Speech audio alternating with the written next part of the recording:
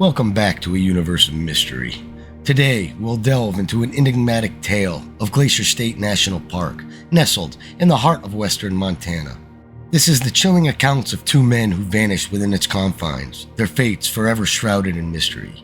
These men, lost to the records of time, have never been found, neither in life nor in death. In the summer of 1924, a tale of tragedy unfolded. Two brothers, Joseph and William Whitehead, disappeared without a trace amidst the forest and majestic mountains of Glacier State National Park. Their fate remains a mystery, their bodies never recovered. Their story began in a 20-mile stretch between the Granite Park Chalet and Lake McDonald. Joseph, the elder brother, at 29, was an engineer for the Universal Battery Company in Chicago, Illinois. His younger brother, William, aged 22, was a student at MIT in Boston, Massachusetts. Their photos depict them as impeccably groomed and well-dressed gentlemen. Letters penned to their mother revealed their kind, reserved, and respectful nature. They had been exploring the wilderness of Glacier National Park for over a week at the time of their disappearance. Their journey took them to Iceberg Lake, Cracker Lake, and Grinnell Glacier, traveling by car, boat, and horseback from Glacier Park Lodge to Granite Park Chalet. They were on an adventure of a lifetime. Their journey was supposed to continue with a 20-mile hike from the chalet to the Lewis Hotel, now known as Lake McDonald Lodge. On August 24th, they planned to board the Great Northern Railroad, bound for their home of Chicago.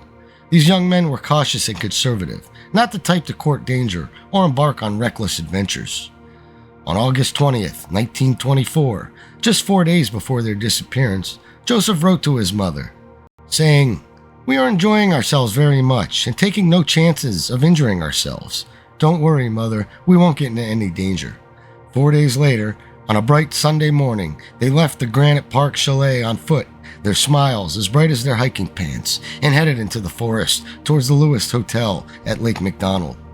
Their mother waited for them at the Chicago train station on September 1st, but her sons never disembarked the train. Thus began an extensive search for the brothers, with even the president, Calvin Coolidge, urging the park rangers to spare no expense in finding the young men. Despite the efforts of 13 rangers, 2 renowned Native American guides, and 7 tribe mountaineers, the brothers remained lost. The search became national news, and the nation mourned as the Whitehead brothers seemed to have vanished into thin air. As the snows approached, the search turned into a recovery mission, with the park's chief ranger and superintendent, Charles Crabble, launching another massive effort. The investigation even considered criminal possibilities, with J. Edgar Hoover himself, the new chief of the Young Bureau of Investigation, personally overseeing the efforts. But clues quickly ran dry. The patience of Dora B. Whitehead, the boy's mother, was wearing thin. Even the involvement of J. Edgar Hoover and the FBI yielded no results. Not a single trace of the brothers were ever discovered. Many believed that the brothers met an accidental or tragic end. Yet, some speculated that they fell victim to foul play, possibly at the hands of local bootleggers. However, no evidence ever surfaced to support either of these theories. Dora began to lend credence to the rumors of foul play and bootlegging. She penned a heartfelt letter to the Secretary of the Interior, pleading, "I want my 2 sons, dead or alive. Surely, I am not asking too much. They belong to me. I have a right to them. My 2 sons were murdered or kidnapped in a national park, and I am pleading with the government of the United States to find them." Despite exhaustive investigations into the disappearance, the mystery remained unsolved. It has been said that the vanishing of the Whitehead brothers is the most baffling and inexplicable enigma on record. However, this case served as a greater purpose. It forever changed the role of park rangers. Their duties expanded beyond preserving wildlife and natural resources to include protection, search, and rescue of park visitors. Decades have passed, and the glacier wilderness remains silent, revealing no clues about the fate of the Whitehead brothers. This silence extends not only to their case, but also to other strange disappearances. These cases have become even more peculiar due to the complete absence of evidence or clues, leading to their categorization as lost and never found in the wilds of Glacier National Park. Now we'll explore a chilling tale that revolves around an illicit hiking trail in Hawaii and a young man who ventured into it, never to be seen again. Did he unknowingly capture an image of his assailant moments before his demise? Let's unravel this enigma together. Dalen Mokapua, a young man from Big Island, Hawaii, was visiting family of Oahu for a day's hike. Oahu, known for its capital Honolulu and the infamous Pearl Harbor, is home to approximately 995,000 residents. Despite its small size, it has a significantly higher crime rate than other American communities, particularly in the region of Hawaii Place. In this area lies the infamous Stairway to Heaven, also known as the Haiku Stairs. This several-mile hike through steep mountain jungle terrain was constructed in 1942 during World War II for soldiers to build and access a radio antenna at the top of the valley. However, after numerous unexplained deaths and accidents, the trail was officially closed to the public in 1987. Despite this, many adventurers still attempt the hike, risking criminal trespassing charges. Dalen was a typical teenager, brave, boisterous, and confident. On February 27, 2015, he decided to hike the Forbidden Trail. He managed to evade security guards and ventured into the forest. His last known contact was a picture that he snapped at 11 a.m. off the trail. After that, his phone went silent. As the sun set, Dalen's grandmother, who had prepared dinner for him, grew increasingly worried. Her calls went straight to voicemail. She remembered Dalen mentioning the Stairway to Heaven the night before and her warnings about its dangers. She contacted the police, and a search and rescue operation was launched the next morning. In the days following Dalen's disappearance, police and relatives scrutinized the pictures he had sent before vanishing. In one photo, they spotted a man lurking in the background. Despite public appeals, the man was never identified. Was he involved in Dalen's disappearance, or was he just a passerby who might hold critical information? 3 days after Dalen's disappearance, several hikers in the area reported hearing screams for help. The chilling cries prompted immediate calls to the police. However, these reports led to no new discoveries, and the search operation was called off the next day. Dalen's case has since turned cold, and he is presumed to have gotten lost and died during his hike. His body and belongings have never been found.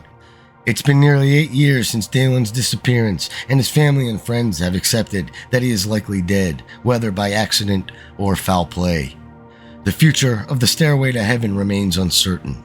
The Oahu Board of Water and Supply, who currently owns the steps, plans to demolish the trail unless the council takes over. They no longer want to be held responsible for the danger that it poses.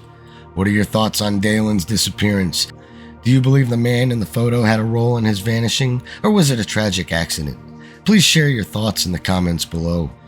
Now, a chilling tale from 2007 where a 55-year-old woman named Barbara Bullock, a fit and cheerful, full-of-life woman, vanished without a trace in Montana. Did she simply disappear into thin air during a hike? Let's unravel the enigma. In July of 2007, Barbara and her husband of 14 years welcomed her husband's cousin, Donna, and Donna's boyfriend, Jim, to their home for a short visit. On the evening of the 17th, Barbara proposed a hiking trip the next morning to her favorite spot, an untouched wilderness area on the Idaho border.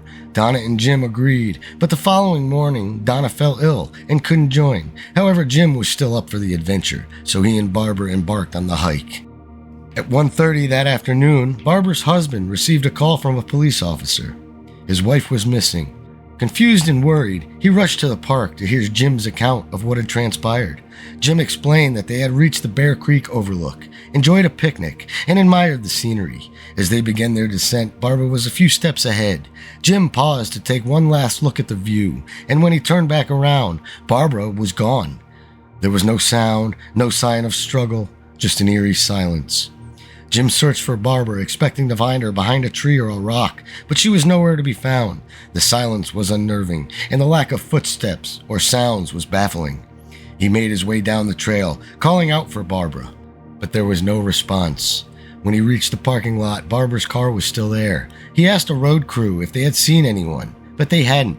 Panicked, Jim ran back up the trail, hoping to find some sign of Barbara, but there was nothing.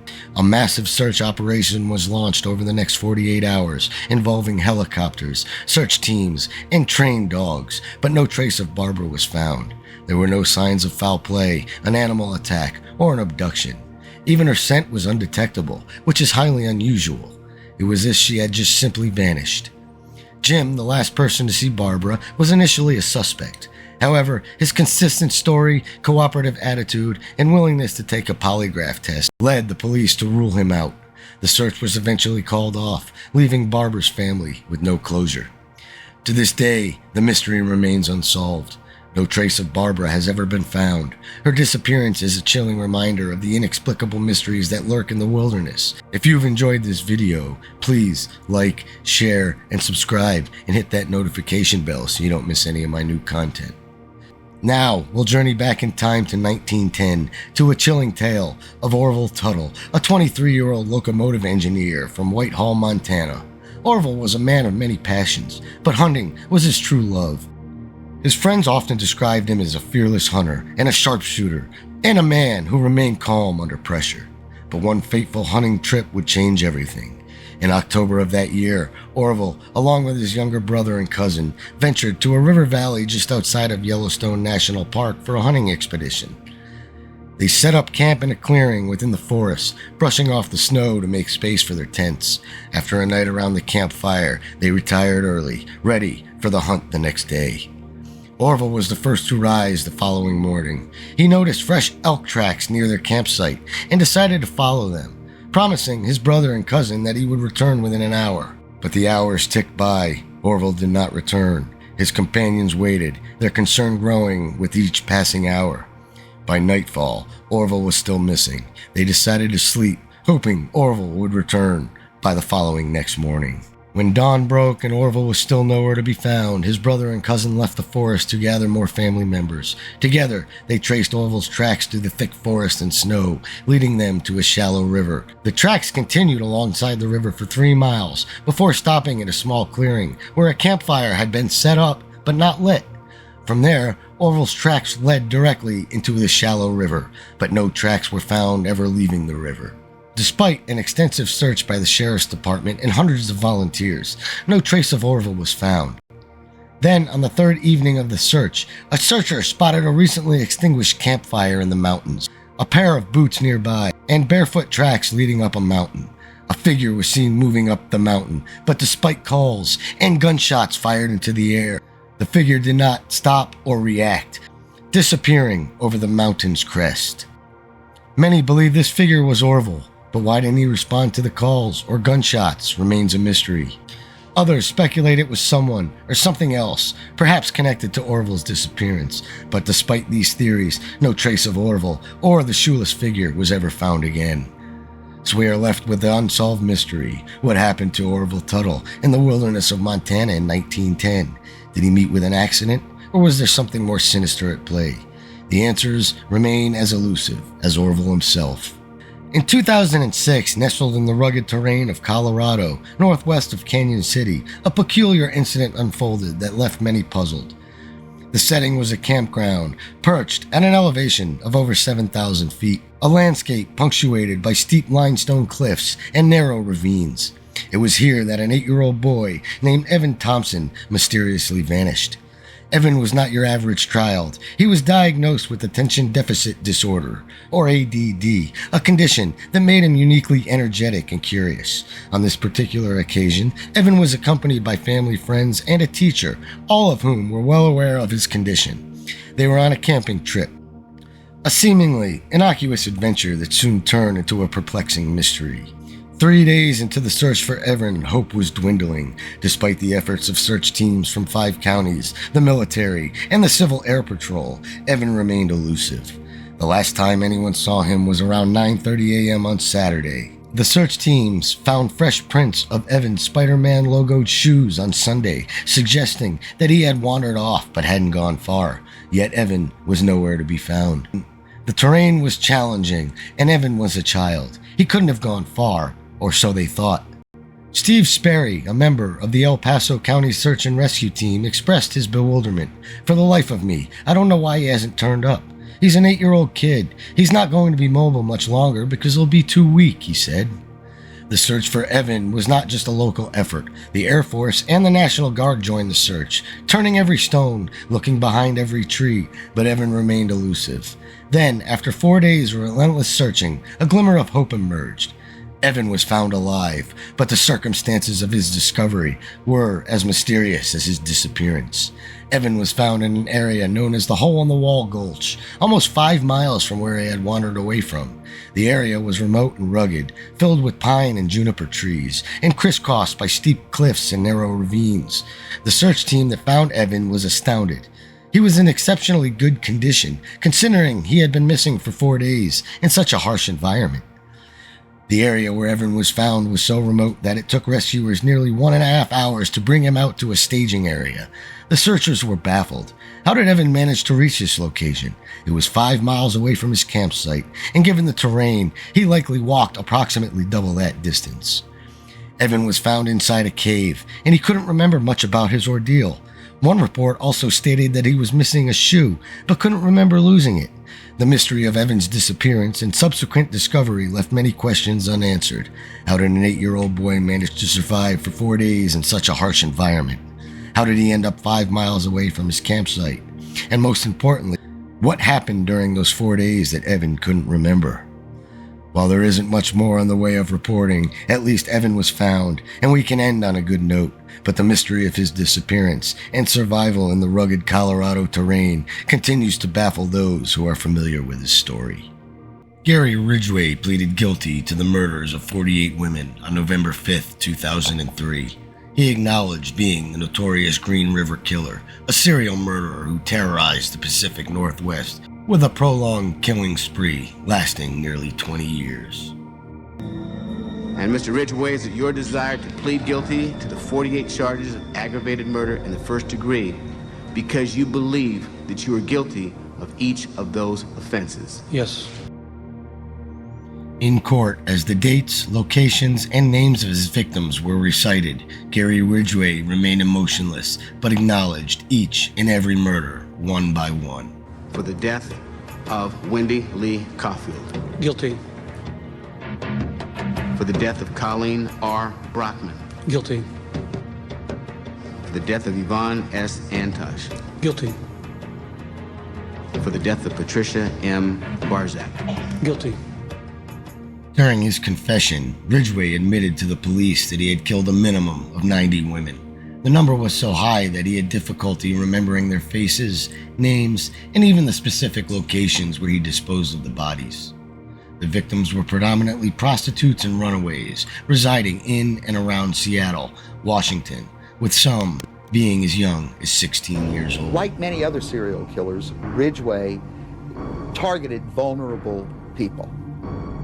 And prostitutes are the most vulnerable of all. The Green River is where his first victims were discovered, solidifying his position as America's most prolific serial killer. Everybody was terrified. You know, I mean, these were places where we picnicked, where we swam, where children ran free up until this time when, bodies started showing up. The incidents commenced on July 15, 1982, when 2 children noticed the lifeless body of Wendy Lee Caulfield, a 16-year-old runaway, floating naked beneath the Pet Bridge. She had been strangled. 4 weeks later, the lifeless body of Deborah Bonner, also strangled, was discovered floating face down in the river. Once the killing started, everyone was rather mystified. I mean, they thought, is this the work of more than one person? And where does it begin and where does it end? And how could this be? I mean, they were all in the Green River. And the killings continued. 3 days later, on August 15th. We were told by a rafter that he'd been floating down the river. He saw 2, what he thought were mannequins alongside the riverbank, and as he got closer, realized that they weren't mannequins, but indeed they were human bodies. Cynthia Hines and Marcia Chapman were their names. They were found submerged in water up to their chests, restrained by boulders, and both had been strangled. The thing that really stuck out in my mind was Marcia Chapman's hand. One of her arms were free and waving in the water, kind of saying to me, help, here I am. It's an image in my mind that will never go away. While descending the hill towards the bodies, lead detective Dave Reichart unexpectedly encountered another victim sprawled in the tall grass. Her name was Opal Mills. Unaware at the time, Reichart couldn't anticipate that evidence collected from these crime scenes would play a crucial role in capturing the Green River Killer nearly 2 decades later. Meanwhile, Ridgway himself, just minutes away, was occupied with his job at the Kenworth Truck Company in Seattle. By 1982, he had already spent 11 years working there. Gary was a painter and he was a taper. They taped the designs onto the trucks. This occupation demanded meticulousness and accuracy, making it the perfect job for Gary Ridgway. Meticulous. He wanted to make sure everything was just perfect to him. While Gary Leon Ridgway exhibited precision, many of his co-workers sensed that something was amiss with him. When a woman walked by, most guys will look and they'll go kind of, hey, you know, but he kind of like got lost in his thoughts. However, the true extent of how distinct Gary Leon Ridgway was remained unsuspected. As the season transitioned from fall to winter in 1982, the people of Seattle remained oblivious to the fact that the Green River Killer's identity eluded them, despite him being concealed among them in plain view. You know, he was really unremarkable until it was discovered that he had killed dozens of women. And that's part of the secret of his success. He looks and acts like everybody else, and he acts and looks like nobody in particular. So he gets away with it. Even after 2 decades, numerous friends and neighbors continue to struggle with accepting the reality. He's a wonderful person. He's the type of person you can walk up to and hug and say, hey, Gary, how are you doing? Had the police possessed greater knowledge about Gary Ridgway's upbringing, particularly his childhood, they might not have been taken aback by the revelation that this diligent family man was in fact the concealed Green River Killer. In August of 1982, the bodies of the initial victims of the Green River Killer were discovered, swiftly instilling fear throughout the serene suburbs that border the river. My biggest fear, quite honestly, was being in the wrong place at the wrong time and somebody's getting ready to dump a body and here I am there to witness it. And that whole summer, anytime you were in a car by yourself, there was police around asking you what you were doing. Following the discovery of the murders, an extensive investigation was initiated by the King County Police in Washington, along with other local law enforcement agencies. They quickly discerned the presence of a serial killer who seemed to be specifically targeting the streetwalkers operating along the infamous Pacific Highway South Strip, a notorious stretch extending from SeaTac to Seattle. They make the perfect victim. They're getting into a car and they're trying to do it secretly because they don't want to get caught by the undercover police officer that might be watching. They don't want to get caught by the patrol officer driving by. So as far as victims go, he picked easy targets. By the conclusion of 1983, a total of 13 bodies had been discovered, while approximately 24 additional women had been reported missing. Some of these women were last seen entering a pickup truck. The police diligently pursued every lead, including one that ultimately pointed them towards Gary Ridgway. It happened when a young woman named Marie Navarre vanished after being witnessed getting into a pickup truck. The same truck was later observed parked at Ridgway's residence. The police interviewed Ridgway, who managed to persuade them that he was not the individual that they were seeking. He has this unassuming, unintimidating demeanor. You could stand next to him in a grocery line. You would never, ever expect that this is the Green River Killer. Gary Ridgway's life commenced in rather ordinary circumstances. He was born on February 18, 1949, in Salt Lake City, Utah, and became the second of Mary and Thomas Ridgway's 3 children. In 1960, the family relocated to Washington State, where they established themselves in a modest 3-bedroom house situated in McMinnon Heights, which presently forms part of the city of SeaTac. Our neighborhood was like a working class neighborhood. A lot of kids in the neighborhood, and we all kind of played together and walked to school together. Ridgway's father worked as a Metro bus driver, operating a route that traversed the Pacific Highway South and passed through the notorious strip where Gary would eventually encounter numerous victims. At home, the Ridgway family embodied the archetype of a suburban household. Gary's father took pleasure in organizing garage sales, while his mother had a strong passion for gardening. Loved to work on the garden. Always was saying hello, always pleasant. Always wore that straw hat of hers, always out in the cutting the trees down or pruning or whatever. Always did that. However, Ridgway would later recount additional recollections involving his mother. As a bedwetter until his early teenage years, he remembers her washing his genitals, which triggered intense feelings of lust toward his mother, with mixed humiliation. He talked about gazing on her as she sunbathed, and he had sexual fantasies about her.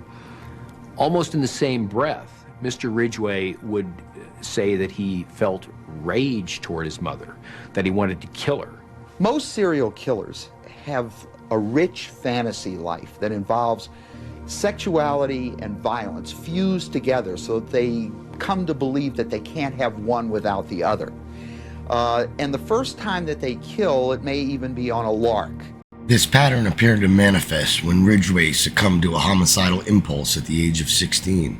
Encountering a 6-year-old boy playing cowboy, Ridgway lured the child towards a wooded area. It was there that he brandished a pocket knife and stabbed the young boy, leaving him in a state of shock. The boy was stunned, and Mr. Ridgway, according to the boy, and Mr. Ridgway admits this, said, "I just wanted to see what it felt like to kill someone." And Mr. Ridgway laughed and walked away. Fortunately, the boy managed to survive this ordeal, and Ridgway was never identified as the assailant. However, he confessed to engaging in other various forms of deviant behavior. He dabbled in arson, he said. He suffocated a cat. Despite his dark tendencies, Ridgway presented himself as anything but a menacing figure during his time at Tyee High School. In fact, he left a lasting impression on one of his classmates. I thought he was pretty cute. I could even say I had a little crush on him back then. His eyes and his smile are the things that I remember the most about Gary. When he would smile, his dimples would show, and his eyes would kind of sparkle. Ridgway performed poorly academically, consistently earning mostly D grades in his coursework. With an IQ in the low 80s, he faced the need to repeat a year twice. Ridgway engaged in social activities with other teenagers at the nearby community club, which hosted dances every Saturday.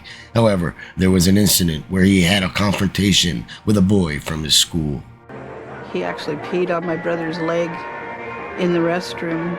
Gary made a rude comment, and my brother told him to take it back, and Gary turned around and peed on his leg, and then my brother hit him, so we all got kicked out of the dance and had to go home early that night.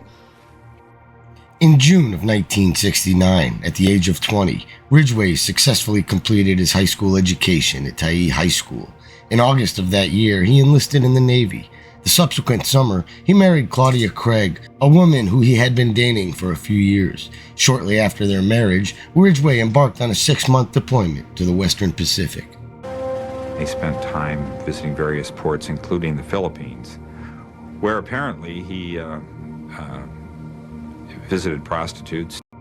Ridgway faced significant consequences for his sexual encounters as he contracted a sexually transmitted disease. His naval medical records confirmed that he had been diagnosed with gonorrhea, leading Ridgway to blame the prostitutes for infecting him. Upon his return to the United States, he discovered that his wife had been unfaithful, compounding his feelings of betrayal. He discovered that Claudia had an affair with somebody else, and he was very upset. He said, "My first wife turned into a whore." Ridgway's marriage eventually dissolved, but his deep-seated animosity towards prostitutes, which he would later act upon, was just commencing. By 1972, he returned to SeaTac as a single man after being honorably discharged from the Navy. Securing a full-time position at a local Kenworth plant, where he painted designs on trucks, Ridgway appeared to others as any ordinary individual, giving no indication that he was gradually transforming into a violent force in disguise. In 1972, Ridgway was still on the path towards becoming a killer. Although he had deviated as a young man, investigators have no knowledge of him having committed murder at that point.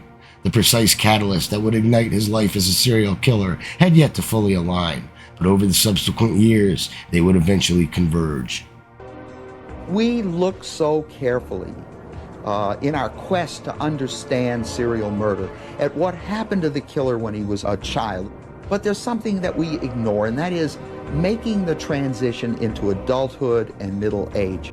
At the young age of 22, Gary Ridgway found himself in a profound emotional abyss. He endured a painful divorce from a woman whom he had developed a disdainful perception of, viewing her as a promiscuous individual. Although filled with anger, Ridgway's response to the circumstances did not involve embracing loneliness. Being alone at home, without a female companion, did not align with Gary's preferred lifestyle. When people think of a serial killer, they tend to think of a loner who is unable to have a relationship, who can't hold a full-time job. But the truth is just the opposite, and Ridgway is a perfect example. Within a few months of his divorce from Claudia, Ridgway quickly entered into a new romantic relationship. He encountered Marshall Winslow at a well-known singles gathering spot, and within a year, Gary and Marshall became husband and wife. She met his needs. She was initially very subservient. She cooked for him. She provided sexual activity whenever he wanted it. They enjoyed sex anywhere and everywhere. Gary particularly enjoyed having sex outdoors, especially near the stunning landscapes of western Washington state. Gary liked to have sex outdoors in a variety of places along the Green River and the tall grass there, in various locations along highways. He would just pull off the road and have sex. Subsequently, those very locations would become the final resting places for the woman that he murdered. However, during that period, life appeared to be improving for Gary Ridgway. That is, until 1975, when Marcia gave birth to their son, whom they named Matthew. Mr. Ridgway was not particularly fond of having a child. It changed his relationship with his wife. She wasn't as available to him. She had a period of time when she was unable to have sexual intercourse. As time passed, a shift occurred in Gary's demeanor during their intimate encounters. What was once playful and carefree by the river took a disturbing undertone, altering the way he approached her. He was in the habit of sneaking up behind her and frightening her. And apparently, his idea of foreplay on some occasions was to choke her, as he called it, grabbing her around the neck, compressing her neck, interfering with her breathing. Marcia decided to leave and initiate a divorce, leaving Gary Ridgway to face the consequences. If he believed life had reached its lowest point during the end of his first marriage, the subsequent departure of Marcia made him feel even more despondent. In later years, Ridgway would express to the police that losing Marcia was a turning point from which he could never recover. He felt he had been done wrong. He said that he should have killed her, and it seemed that after that, that's when the rampage began. He regarded women who were prostitutes as totally expendable and less than human. In fact, he told police that he regarded them as garbage. Ridgway would bring his victims either to his residence or a secluded area close to the river, reminiscent of the places where he had been intimate with Marcia in the past. Once there, he would ensure that they were fully undressed to avoid leaving any evidence on their clothing. Often, without any prior warning, he would swiftly wrap his forearm around their necks from behind. It was up close and personal, lots of physical contact. He would literally squeeze the last gasp of breath from his dying victim's body. And the more that she pled and begged and screamed, the better he felt about himself. He created a system of burying them near where he could get at them and use them and reuse them until there were maggots or flies there. That's having sex until they almost deteriorate. Frankly, I don't know the psychological reasons behind what he did, but according to Mr. Ridgway at least, his reasoning was that it was simply free. It was a date, a sexual act that he did not have to pay for.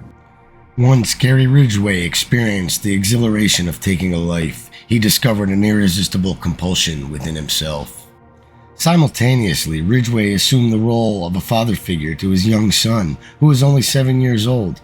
Although he wasn't initially enthusiastic about Matthew's birth, their time together gradually increased as the years passed.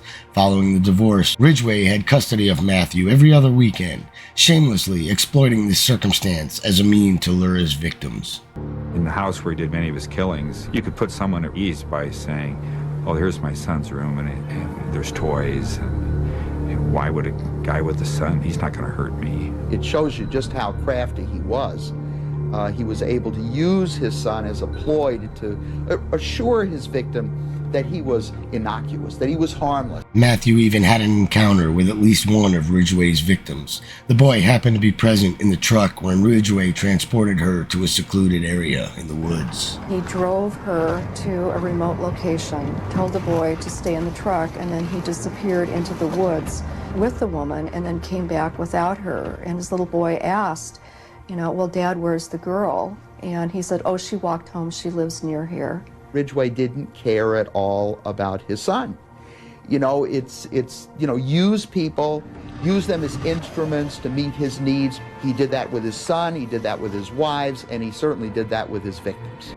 By January 1984, the number of bodies discovered along the Green River had reached 13. The police force, driven by desperation, endeavored to connect the fragments of evidence and apprehend the killer. However, for Gary Ridgway, this marked only the initial phase of his evasive game. Seattle had little cause for celebration as the new year commenced. Over the course of nearly 2 years, the Green River Killer systematically took the lives of numerous young women. Frustration grew among the detectives of the King County Sheriff's Department.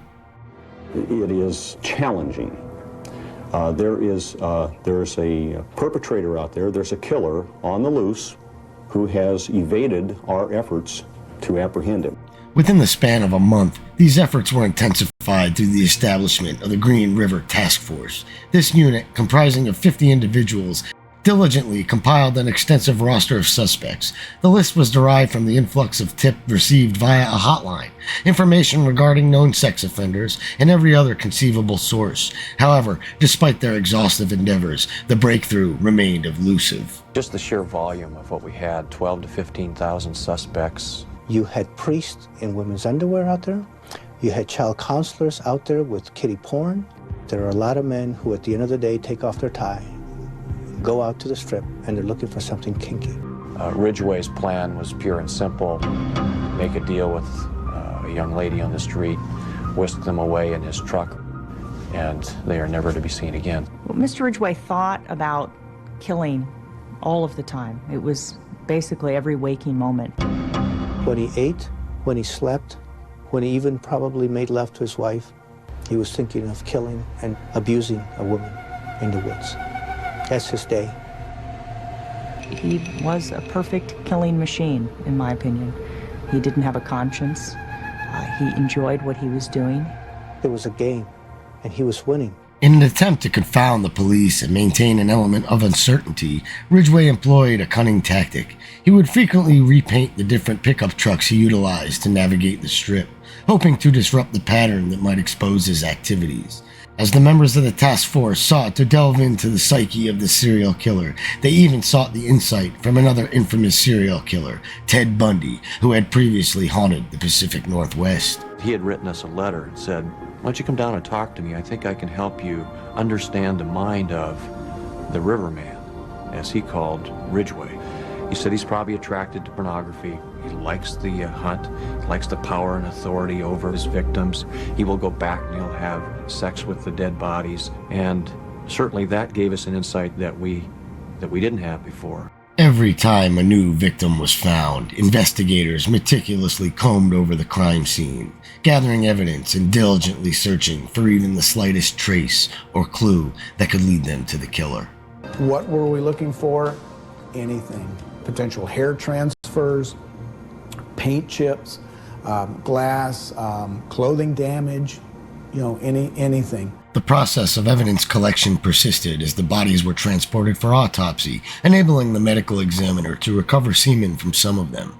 Methodically and cautiously, the accumulating evidence was preserved, holding the potential to eventually unmask the elusive Green River Killer, who continually appeared to outwit those in his pursuit. Everything we did as a task force was, of course, reported. So it was reported on the news. We were going to have surveillance. So he would visit one site and place a victim, and then go to a different site and place a victim. He learned a lot from all of us, unfortunately. However, Ridgway's ability to deceive did not render him completely invisible to law enforcement. The police were aware of his regular patronage of the women working on the strip. He was called in by the task force on several different occasions to be interviewed, and even though he had killed a woman 3 weeks before one of the major interviews by the task force, he displayed no signs of nervousness. Ridgway was so composed, he even passed a polygraph test. The polygraph test is based upon one's guilty emotions. And if you don't ever feel guilty about what you've done, you're going to be able to pull the wool over somebody's eyes. Despite his efforts, Ridgway couldn't entirely deceive the vigilant detectives on the task force. In 1987, he faced even closer scrutiny, primarily due to the pickup trucks he utilized while searching for victims, which caught the attention of the investigators. The deeper we looked at Ridgway, the more it became obvious that he was available for every single one of those disappearance dates. We're working on credit card records, every single place where he bought gas, and we checked out how many miles it would take to drive to and from work every day and how much that would normally burn up. Well, he was burning up many, many gallons of gas, way beyond, and that's just what he was charged. We had a couple of witnesses when they were shown the photo montage containing Ridgway's photo, they would say, well, it looks a lot like this one, and point to his picture. But we didn't have anywhere near enough to make a conviction because it was all circumstantial. Investigators obtained a search warrant for Ridgway's residence, hopeful to discover tangible evidence that would establish him as the killer. However, the search yielded no incriminating findings. Mr. Ridgway was simply very good at what he did. According to Mr. Ridgway, he killed all of the women in his bedroom. His practice was as soon as he finished killing them, he would often take the sheets off his bed, throw them in the washer even before he left with the woman's body, and dumped it out at a scene. So he left behind nothing, essentially. Once again, Gary Ridgway had outmaneuvered the investigators. And I think he starts playing more of a game of moving pieces around. He's moving skeletons around, he's moving bodies around. He did change his MO. He was taking bodies further out into the woods or the mountains because he didn't want their bodies found.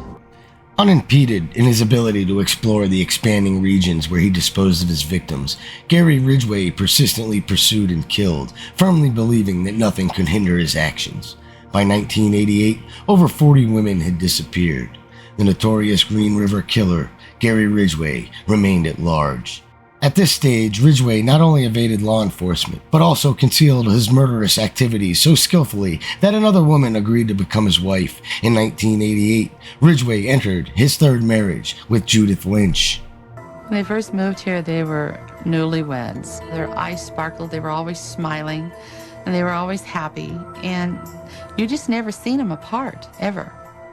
However, love and marriage did not quell Ridgway's insatiable urge to kill. He persisted in his murderous acts, all the while ensuring that his new wife remained blissfully unaware. He could be Gary Ridgway, the husband, and drive off in the truck and become Gary Ridgway, the killer, and come back home and be the husband again, and never give her any reason to think he was anything but that. He had his killing career that he did out of sight from any other people, and he had the rest of his life where he was a father and he was a husband and he was an employee. There was a sense among Ridgway's colleagues at the Kenworth truck plant, where he had been employed for years, that he was concealing something. After all, his co-workers were aware that he had been questioned by the police in the mid-1980s. We had the unique experience of having to work next to him, always thinking, could he be or couldn't he be? And everybody had their own opinions. Some people thought he was, some people thought he wasn't. You wouldn't want to have a beer with him, you wouldn't want him to come over to your house. He just was a different type of a person. Some employees at Kenworth gave Ridgway a nickname, Green River Gary. Little did they realize the true nature of his actions. Ridgway later confessed to investigators that he occasionally played pranks on his co-workers using jewelry he had stolen from his victims. He put the jewelry in places where people could find them, where he worked. When one of the employees picked it up, put it on, and had a real good find. In Gary's mind, I think he walked very quietly and had a little smirk on his face, and there was a big smile inside of him, reminding him of the young ladies he killed. And that isn't all he did with his victims' possessions. He had huge garage sales, and he'd have just gobs of stuff. I guess the kind of funny thing I always saw was a lot of jewelry, a lot of young girls' jewelry. Gary Ridgway was convinced that he had successfully deceived his neighbors, co-workers, the police, and everyone else around him. But I think after a while, he was winning the game. And he says, hey, I'm doing pretty good. The police investigation encountered significant challenges, leading to a slowdown. Although Ridgway continued his killing spree, the number of discovered bodies decreased as the case progressed without resolution, causing the investigation task force to gradually diminish in size. By 1990, there were 5 of us left. I left in April of 90. There's 4 left. By 1992, Tom Jensen's the only guy left. I tried to keep it alive as best I could in the mind of the public. The situation appeared bleak until investigators received a much-needed boost from modern technology. In the 1980s, detectives diligently collected samples from the crime scenes without fully comprehending their potential value. Nonetheless, they meticulously cataloged and stored the samples, hoping for future breakthroughs. They refrigerated and preserved it because, sometimes as people can say, well, this is not doing anything good. It's just taking up room in our evidence room. Let's get rid of it. That didn't happen. The rewards of their forward-thinking approach only started to materialize in the summer of 2001, when advancements in DNA technology allowed for the analysis of evidence collected back in the 1980s. After a span of 19 years since the tragic murder of Marcia Chapman, who was strangled and left to decay on the banks of the Green River, the samples obtained at the time of her body's discovery were finally sent to the Washington State Patrol Crime Lab for examination. There was spermatozoa there, and we were able to generate a male DNA typing profile that matched Gary Ridgway. It's really amazing, the profiles we got. Upon retesting samples from the victim, Carol Christensen, it was confirmed that they matched with Ridgway. For all those years, Gary Ridgway had managed to evade justice for the heinous crimes. However, at last, the police possessed the irrefutable evidence required to apprehend him and convict him. We had tears in our eyes. It was a great moment. One I won't forget. Furthermore, there was additional news on the way. Advancements in forensic techniques now made it possible to identify minuscule paint particles that had been collected from the crime scenes years ago. Scientists successfully established a direct connection between these particles and Ridgway, further strengthening their case against him. We find out there's spray paint, which was chemically identical, at least, to the material that Gary Ridgway was working with at the plant where he worked. He was bringing paint particles, unbeknownst to him, into his vehicle, into his home, and if victims were in his vehicle in his home, those would be transferred as well. And this is where Ridgway wasn't thinking very clearly. Those paint samples matched exactly. Armed with compelling evidence, the task force was on the brink of terminating Gary Ridgway's reign of terror. For almost 2 decades, Ridgway derived twisted pleasure from brutally ending the lives of numerous women. While eluding capture, he had become America's most prolific serial killer. Despite his humble beginnings as an unremarkable boy who struggled academically, Ridgway found a perverse sense of satisfaction in outwitting an army of investigators. We didn't hold him when we had him in 87. We didn't hold him when he was contacted in 84 and 83. So he had to have felt that he was winning. However, on November 30th, 2001, the game came to an abrupt halt for Gary Ridgway. DNA evidence conclusively linked him to 4 victims from the Green River murders, leading to his arrest at his residence. One of my neighbors came rapping on the door and he said, "Hey, Clint, did you see who they arrested?" And they had the picture of Gary back on the TV. And I said, "You gotta be kidding. Ridgway, the Green River killer." When I heard and saw the picture of Gary on the news, my heart stopped and my stomach went into the biggest knot. I was so shocked.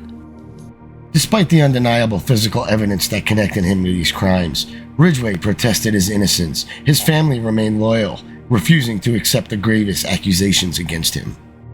They stuck with him. They visited him weekly, his brothers, their wives, his son, and they were quite concerned and quite convinced that this was all wrong, that Gary couldn't have done this.